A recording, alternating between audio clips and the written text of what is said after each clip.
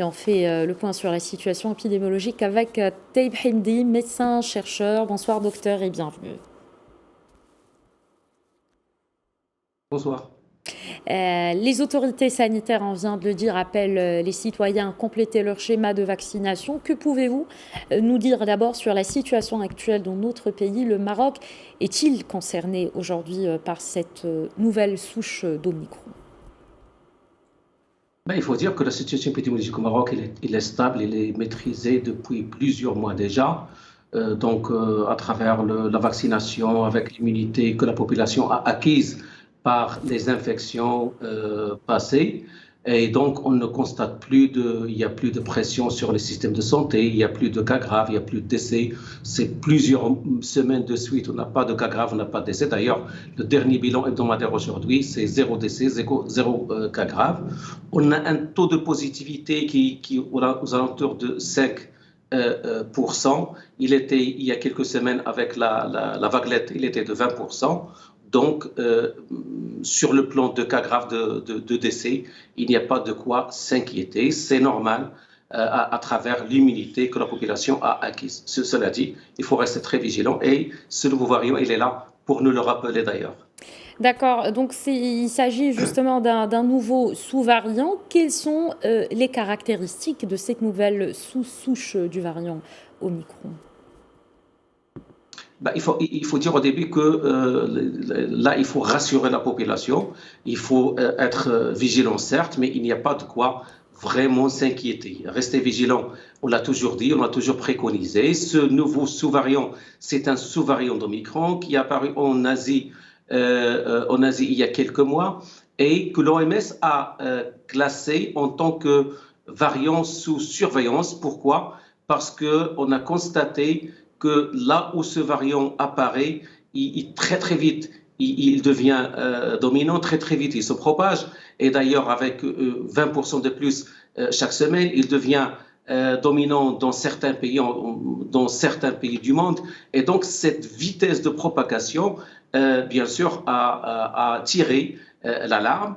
Cela dit, donc, à part cette propagation très très vite de ce virus, qui est dû d'ailleurs à deux choses, au moins deux choses. Ce virus, ce nouveau sous-variant EG 5.1 ou ce qu'on appelle RIS, c'est un sous-variant d'Omicron. D'ailleurs, il a acquis une mutation qui lui permet donc de contaminer plus fort, mais aussi parce qu'il déjoue l'immunité, c'est-à-dire même les personnes qui ont des vaccins, même les personnes qui ont fait la maladie, ils peuvent attraper ce virus. Rassurons-nous, ces personnes qui sont immunisées, même si elles attrapent le virus, les cas graves et les décès, ils sont protégés contre les cas graves et les décès. Donc, il faut souligner l'importance de se protéger et de s'immuniser pour les personnes qui sont vraiment vulnérables. Et en parlant de la protection et du vaccin, surtout après l'interruption d'une communication intense sur le Covid-19, comment inciter les Marocains aujourd'hui à se faire vacciner, sachant que près de 7 millions de personnes ont eu 3 injections et seulement 60 900 reçu la 4e dose? On l'a toujours dit, pour les personnes qui sont en bonne santé, pour les personnes jeunes, qui sont vaccinées, certainement qui ont déjà fait des infections antérieures, cette immunité mixte à travers la vaccination, à travers la maladie, cette immunité mixte nous protège hautement contre les formes graves, contre les décès. C'est pourquoi on ne constate pas de grandes vagues, ni au Maroc, ni d'ailleurs, ni dans d'autres coins du monde. Alors, cela dit, on a toujours dit, les personnes vulnérables, ce sont les personnes qui ont plus de 65 ans, les personnes qui ont des comorbidités, la tension, le diabète, l'obésité, les personnes qui ont des maladies graves immunitaires, qui ont des cancers et autres, les femmes enceintes.